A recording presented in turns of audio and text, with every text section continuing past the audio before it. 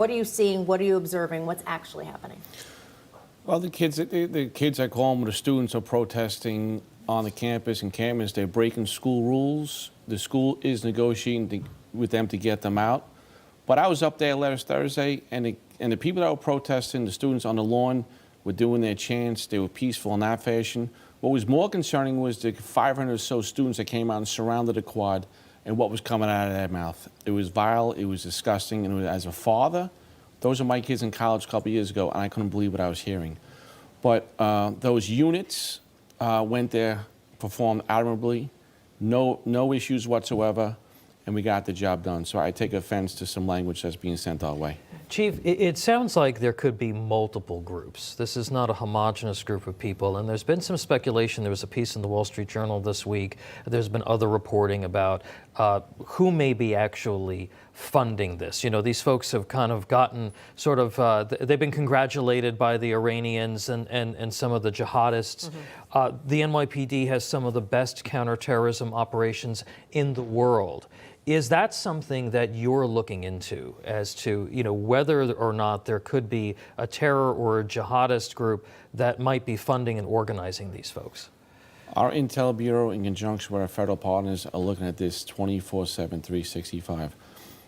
Are there students protesting plus infiltrators? Absolutely. Are there outside antagonists? Absolutely. We know they're in the group. So we have to figure out who's students and who doesn't belong there. Mm-hmm. But at the end of the day, when it comes to the college campuses, we're in standby mode. We can go on the campus and enforce crimes against people, but college rules, it's up to the college to tell us what they want in writing. That's right. Like we did last Thursday, and remove them. So right now the colleges, City College, Columbia, they're all in kind of a standby mode as they negotiate. We're on the outside for protests in the street, dealing with that.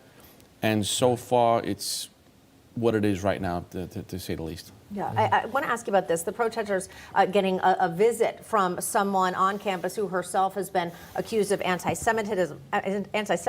Minnesota Congressman and fellow squad member of AOC, Ilhan Omar. We also know that her daughter was one of those protesters suspended on campus last week due to her role in these protests.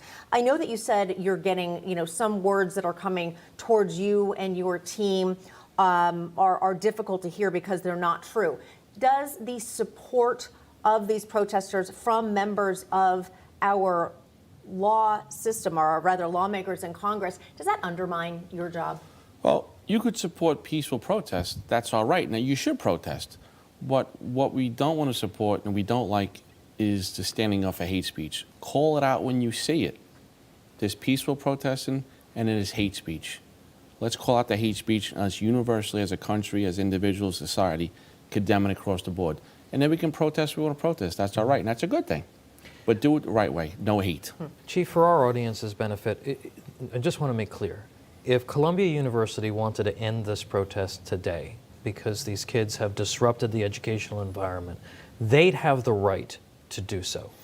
Absolutely, they have a right to do so, and they have to have an after-action plan so they don't come back. So we've been talking to the Columbia administration for the last couple of days.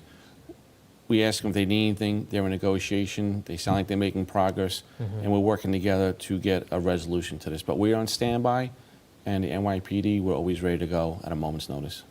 Absolutely. Wow. You know, there's so much always going on in New York City with rise, you know, crime. The NYPD, of course, some of the nation's finest. We had 2 presidents in town today. Lots going on, especially for you and your team.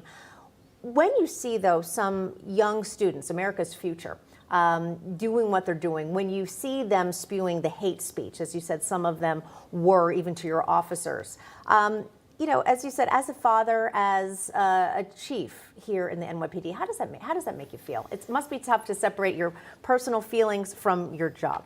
Well, as a father, I would handle things as a father would do when I was growing up. I'll leave that to the side. As a chief, I have to be neutral in my approach, our team's approach to handle this. But it is disturbing. I don't know what these kids, I don't even know if they think they know what they're talking about. But at some point in time, there's consequences for your actions. You have to be accountable. And as young college students going into life, you have to learn accountability.